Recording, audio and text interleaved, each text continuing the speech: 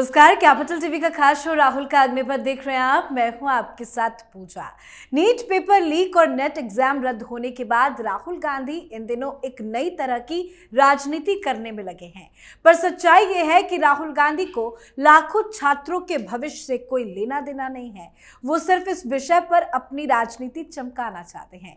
राजस्थान में paper leak हुआ पर राहुल गांधी ने इस पर एक शब्द भी नहीं बोला। यूपीए की सरकार के दौरान जो छात्रों के साथ खिलवाड़ हुआ उस पर भी राहुल गांधी के पास कोई शब्द नहीं है। पर मोदी सरकार को घेरने के लिए कोई कोर कसर छोड़ना नहीं चाहते। आज कांग्रेस की तरफ से देश भर में विरोध प्रदर्शन किया गया। दिल्ली से लेकर लखनऊ और जयपुर से लेकर जम्मू तक कांग्रेस कार्यकर्ता सड़क पर नजर आए। केंद्र सरकार के खिलाफ नारेबाजी की। कई जगहों पर तो कांग्रेस कार्यकर्ता पुलिस की बैरिकेडिंग पार करके आगे बढ़ने की कोशिश भी करते नजर आए। कहीं कहीं इस पुलिस और कांग्रेस कार्यकर्ताओं के बीच में धक्का मुक्की की भी खबर सामने आई।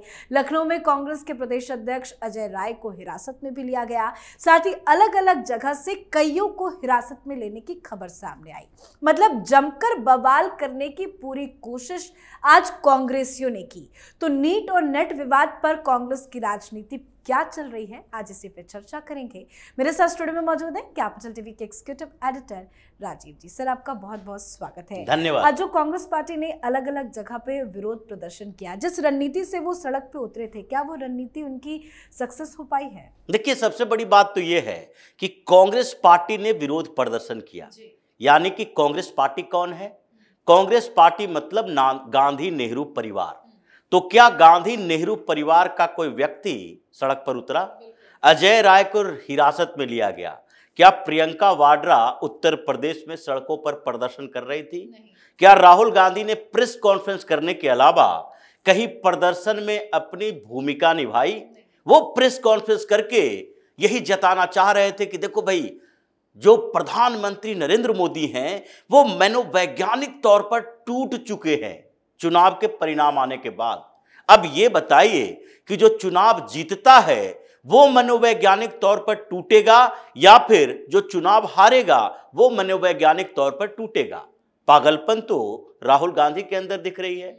तो आप एक ऐसे नेता हो जो कि आग लगा देते हो, भड़का देते हो, लोगों को पिटने पिटाने के लिए भ्रमित करके बाहर भेज देते हो। अजय राय को हिरासत में लिया गया, पिटाई कुटाई सारे कांग्रेसी कार्यकर्ताओं को हुई है जो कि बैरिकेडिंग तोड़ने का कोशिश किया।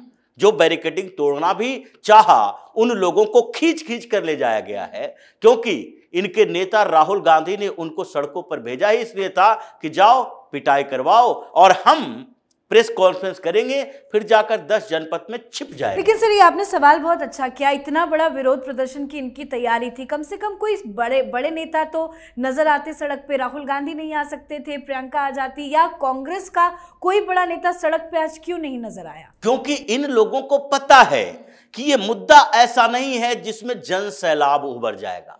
अगर जिस दिन राहुल गांधी को ये पता चल जाएगा, प्रियंका वाड्रा को लग जाएगा कि हमारे साथ हजारों हजार लोग सड़कों पर उतर जाएंगे, पूरे देश में प्रदर्शन होगा, उस दिन ये अगुवाई करने के लिए उतरेंगे। लेकिन जब इनको पता है कि गिने चुने कार्यकर्ता नेता जो हमारे स्थानीय स्तर के हैं, एनएसयूआई के छात्र जिसको भड़काया जा सकता है, जो छात्र की राजनीति कर रहे हैं, और उन लोगों को लगता है टीवी पर चेहरा मेरा आ जाएगा तो राहुल गांधी तक पहुंच बन जाएगी, कोई बड़ा कांग्रेस का नेता देख लेगा तो फिर अलका लांबा की तरह हमें भी कांग्रेस में शामिल करेगा, आगे विधायक बन सकते हैं। कई ऐसे स्टूडेंट लीडर हैं जो कांग्रेस के मेन स्ट्रीम पॉलिटिक्स में आए हैं, भारतीय जनता पार्टी में भी आए हैं। हर पार्टी का एक स्टूडेंट विंग है जो कि आगे के लिए पॉलिटिकल ट्रेनिंग का काम करता है। लेकिन पॉलिटिकल ट्रेनिंग कैसी होनी चाहिए? पॉलिटिकल ट्रेनिंग यही होनी चाहिए कि बिना मुद्दे के, बेवजह के आप सरकार के एक्शन को देखे बिना इग्नोर करके सड़क पर हंगामा करो, दंगा फसाद कराओ, अराजकता का माहौल क्रिएट करो, और उसमें भी उस दिन को चुनो जबकि अंतरराष्ट्रीय स्तर पर भारत की एक बड़ी उपलब्धि को रिकॉग्निशन मिल रही है। अंतरराष्ट्रीय योग दिवस, प्रधानमंत्री नरेंद्र मोदी श्रीनगर गए। क्यों गए? श्रीनगर को क्यों चुना? क्योंकि आजकल जम्मू कश्मीर को लेकर ये जो विपक्षी पार्टी के नेता है ज्यादा एग्रेसिव है। वहां पर कुछ अटैक होते हैं। यह नहीं कहा जाता है कि पहले के अटैक हमलों की तुलना अब से करें। यह तो कहा जाएगा कि पहले जो हमले होते थे जम्मू कश्मीर में, उसकी तुलना में अब कितना हो रहा है। जब यूपीए 1 यूपीए 2 के समय में हमले हुए, उस समय कांग्रेस की सरकार ने क्या किया, इसकी तुलना नहीं करेंगे। लोगों के पास ये क्षमता कम होती जा रही है कि वो इतिहास को वर्तमान से कनेक्ट करें ताकि मेमोरी में उनका रहे। भारतीय जनता पार्टी के नेताओं की भी बड़ी भूमिका है कि वो इन मुद्दों पर इन्हें बताते रहें, जताते रहें कि तुमने क्या किया और हम क्या कर रहे हैं। जहां तक नीट पेपर लीक का सवाल है, अभी तक नीट पेपर लीक का मामला सामने आने के बाद से 20 से ज्यादा लोगों को गिरफ्तार कर लिया गया है। सरकार ने पॉलिसी भी लाई कि पेपर लीक करने वाले के लिए कड़ी से कड़ी सजा का प्रावधान होगा। ये संसद में बिल आया है, लेकिन उसके बाद भी आप कहते हो अगर कुछ हो गया तो उसके लिए क्या किया जाना चाहिए। अगर कुछ घटना घट गई तो उसके बाद जिम्मेदारी सरकार उठाए और प्रधानमंत्री नरेंद्र मोदी सीधे इस्तीफा लेकर बैठे रहें कि कोई घटना घटे, प्रधानमंत्री नरेंद्र मोदी इस्तीफा दे दें।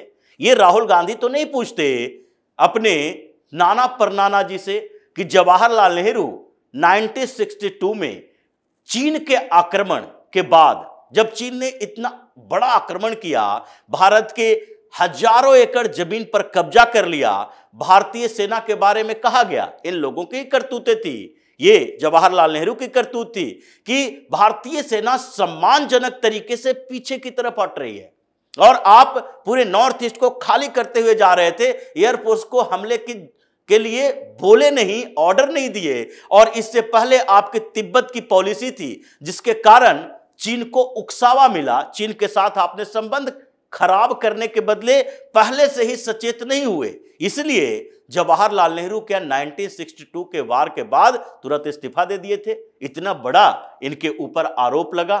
कई ऐसे घोटाले इनके परनाना जी के समय में हुआ, जवाहरलाल नेहरू के समय में जीप घोटाला हुआ आर्मी में, उस समय इतना विवाद उठा। क्या जवाहरलाल नेहरू ने इस्तीफा दे दिया था? इंदिरा गांधी से लेके राजीव गांधी तक जो इनके परिवार के प्रधानमंत्री हुए, इन लोगों ने कैसी भूमिकाएं निभाई?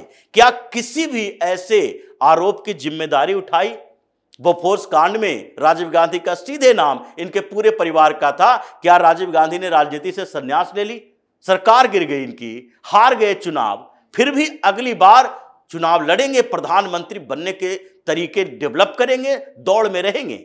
इसलिए ये राहुल गांधी इतिहास से कुछ सबक नहीं लेते और इसलिए भारतीय जनता पार्टी की बड़ी भूमिका होनी चाहिए कि इनके नेता सामने में आकर बताएं इनके कुकर्मों के बारे में। अब जो सवाल आज हो रहा है कि आज प्रदर्शन, ऐसा तो है नहीं कि नीट का मामला आज ही आया, 4 दिन से चल रहा है और आगे 4 दिन और चलेगा।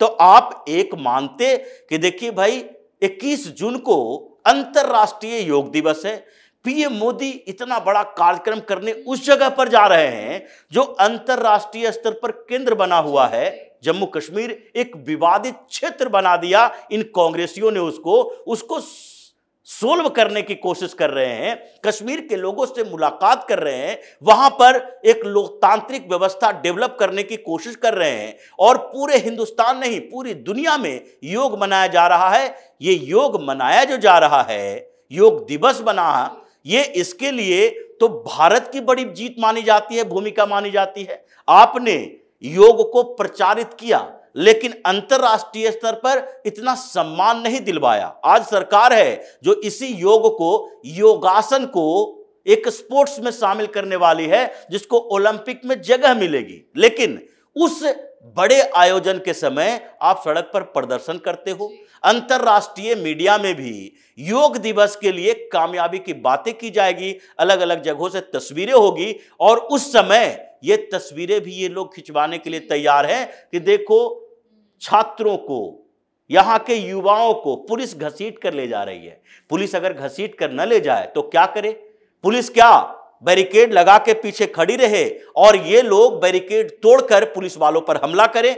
ये कहा जा सकता है, ये किया जा सकता है? पुलिस तो जवाब देगी ही, पुलिस वाले इन लोगों को हिरासत में लेंगे और ये यही तस्वीरें चाहते हैं कि अंतर्राष्ट्रीय स्तर पर अगर न्यूयॉर्क टाइम्स की रिपोर्ट आए तो योग दिवस पर अगर पीएम मोदी की एक फोटो आए तो बगल में युवाओं का फोटो वो आए जो प्रदर्शन कर रहे हैं, जो अपनी मांग को लेकर पुलिस वाले से झड़प कर रहे हैं। इन लोगों को बरगलाने के लिए यही दिन निर्धारित कांग्रेस ने किया। ये आज की बात नहीं है, ये एक दिन पहले ही कांग्रेस ने घोषणा कर दी थी और 21 जून कोई ऐसा नहीं है कि पहली बार मनाया जा रहा है। तो इन लोगों को तो ये पहले ध्यान देना चाहिए। विरोध प्रदर्शन करना था तो कल भी कर सकते थे, आज का दिन इसीलिए चुना। बिल्कुल। तो ये बड़ी कॉन्स्पिरेसी हिंदुस्तान के साथ ये राहुल गांधी के नेतृत्व में की जाती है। लेकिन दूसरी बात, अगर आपको प्रदर्शन करना है तो आप प्रदर्शन करने के लिए एक तरीका चुनेंगे, आप गिने चुने लोगों को। जैसे कि ये गांधी गांधी की बात करते हैं और हर जगह घूमते हुए कहते हैं देखो संघ है जो पूरी आइडियोलॉजी पर कब्जा कर रहा है, संघ के लोग नाथूराम गोडसे को मानते हैं, हम गांधी को मानते हैं। गांधी भी सत्याग्रह किया करते थे, गांधी भी आंदोलन किया करते थे, लेकिन उन्होंने संयम बरता था ब्रिटिश के खिलाफ भी, क्योंकि उस समय भी वो सरकार के साथ जो संघर्ष करना चाहते थे उसमें एक संयम जरूरी थी, क्योंकि लोग परेशान ना हो। आप क्या कर रहे हो, आप अपने उन युवाओं को सामने भेज रहे हो कि तुम जाकर वहां ऐसे अराजकता का माहौल क्रिएट करो जिससे कि हिंदुस्तान के लोकतांत्रिक तरीके से चल रही सरकार के ऊपर एक धब्बा लगे, कहीं ना कहीं बदनामी हो। ये जितने प्रदर्शन किए जाते हैं ये इसी आधार पर किए जाते हैं। और पहले इनकी सरकारें भी थी तो जम्मू कश्मीर में एक पूरा का पूरा मीडिया ग्रुप हुआ करता था, फोटोग्राफर का ग्रुप हुआ करता था, जिसका काम ही यही था कि आप स्टोन पेल्टिंग की जो भी फोटोज है वो अंतरराष्ट्रीय मीडिया हाउसेस को बेचे। वहां पर जितने ऐसे खतरनाक फोटो हो सकते हैं, हमला करने वाले, झगड़ा करने वाले, गांव के लोगों के विद्रोह प्रदर्शन वाले, वही फोटो अंतरराष्ट्रीय स्तर पर बिकता था ताकि जम्मू कश्मीर को विवादित बनाया जा सके। लेकिन ये लोग आज वही कर रहे हैं जो इनके समय में हुआ, इनको समझ नहीं आया। ये पूरे हिंदुस्तान को बदनाम करने के लिए अलग अलग राज्यों में हमेशा एक विरोध प्रदर्शन को जन्म देते रहेंगे। कभी युवाओं को भड़काते हैं, कभी पहले किसानों को भड़काए, कभी मजदूरों की बात करेंगे, कभी रेलवे के स्ट्राइक की बात करेंगे। आप प्रदर्शन और विरोध को एक ऐसा हथियार बना दिए हो जिसका इस्तेमाल विदेशी मीडिया हिंदुस्तान को बदनाम करने के लिए कर रही है। और ये जो मुलाकात कर रहे हैं छात्रों के साथ 10 जनपद में राहुल गांधी, वो क्या है? अगर राहुल गांधी को समझ में आता है कि नीट क्या होता है, छात्रों की डिमांड क्या है, तो कम से कम वो स्पष्ट तरीके से कहते। अगर नीट वाले छात्रों से आप मुलाकात कर रहे हो, उनकी मांग थी कि परीक्षा को रद्द कर दिया जाए, ये सुप्रीम कोर्ट में मामला चल रहा है। अगर सुप्रीम कोर्ट पर भी आपको भरोसा नहीं है तो फिर आपको बोरिया बिस्तर बांधकर हिंदुस्तान से चला जाना चाहिए। न सरकार पर भरोसा, न संवैधानिक संस्थानों पर भरोसा, न इलेक्शन कमीशन पर, न सुप्रीम कोर्ट पर, न सुरक्षा एजेंसियों पर, न ही जांच एजेंसियों पर, तो फिर हिंदुस्तान में रहने का अधिकार ही नहीं आपको है। आप एक अराजक तत्व बनकर रह गए हो। आप नीट के छात्रों से बात करते हो, वो कहता है कि हमें फिर से एग्जामिनेशन चाहिए। उसी तरीके से आप नेट की बात करते हो, यूजीसी नेट का एग्जाम कैंसिल हुआ तो उसमें कहते हो इनके जो एग्जाम कैंसिल हुए हैं वो इन छात्रों के जीवन के साथ खिलवाड़ है। भाई अगर एग्जाम कैंसिल हुए हैं तो फिर से एग्जाम हो जाएंगे। उन छात्रों के जीवन के साथ खिलवाड़ तो तब होता जबकि ये लोग एग्जाम देते और उसमें जो गड़बड़ियां पाई गई थी उन गड़बड़ियों के कारण अच्छे जो छात्र थे वो सेलेक्ट नहीं होते और फर्जीवाड़े वाले छात्र सेलेक्ट हो जाते। यही मसला नीट का आया। ये पूरे हिंदुस्तान में छापेमारी चल रही है, 20 से ज्यादा लोगों को गिरफ्तार किया जा चुका है। पूरे तरह के लेयर को तोड़ा जा रहा है ताकि आगे ऐसे चीजें ना हो पाए। तो इसके लिए धर्मेंद्र प्रधान भी बार बार मीटिंग कर रहे हैं, एनटीए के साथ मीटिंग किए और उसके साथ अलग अलग ग्रुप की मीटिंग चल रही है कि कैसे और बेहतर तरीके से हम एग्जामिनेशन को कंडक्ट करवाएं। लेकिन विपक्ष और उसमें खासकर राहुल गांधी जो अपने आप को अभी भी युवा नेता कहते हैं, युवाओं को भड़काने में लगे हैं, प्रदर्शन करवा रहे हैं और खुद घर में दुबक कर बैठ जाते हैं प्रेस कॉन्फ्रेंस करके। अगर हिम्मत है तो सड़क पर उतरते, हिम्मत है पुलिस लाठी खाते। ये तो पूरी तरह से अपने आप को सुरक्षा घेरे में रखे रहते हैं और युवाओं को बाहर भेज देते हैं कि जाओ पीटो पिटाओ और उसके बाद हंगामा खड़ा करो। ऐसी गर्मी में कई जगहों पर अगर छात्रों के साथ दुर्घटना हो जाती तो फिर उसकी जिम्मेदारी कर राहुल गांधी लेते। इसलिए इस व्यक्ति के अंदर सिर्फ डिस्ट्रक्टिव सोच है, ये संरचनात्मक कंस्ट्रक्टिव सोच वाला व्यक्ति नहीं है, ये सिर्फ डिस्ट्रक्शन पैदा करने की कोशिश करता है। इसलिए इन लोगों ने पुलिस के साथ लोगों को भिड़ाया, जिसमें कांग्रेसियों की तो पिटाई हुई, लेकिन उन छात्रों को जिनका कोई गलती नहीं थी, जो इनकी बातों में आकर बरगला गए थे, उनके साथ जो हुआ, ये सही मायने में कहा जाए तो ये राहुल गांधी को अपने ऊपर जिम्मेदारी लेनी चाहिए। बिल्कुल, मुझे तो लगता है कि राहुल गांधी प्रदर्शन के लिए इसलिए भी नहीं आए क्योंकि उन्हें भी पता है कि मोदी सरकार चुप नहीं बैठेगी, एक्शन लेगी और जब एक्शन होगा तो कहां मुंह दिखाएंगे। बहुत बहुत धन्यवाद सर समझाने के लिए। तो कांग्रेस ने आज मोदी सरकार के खिलाफ हल्ला बोला है, अलग अलग जगहों पर प्रदर्शन किया गया।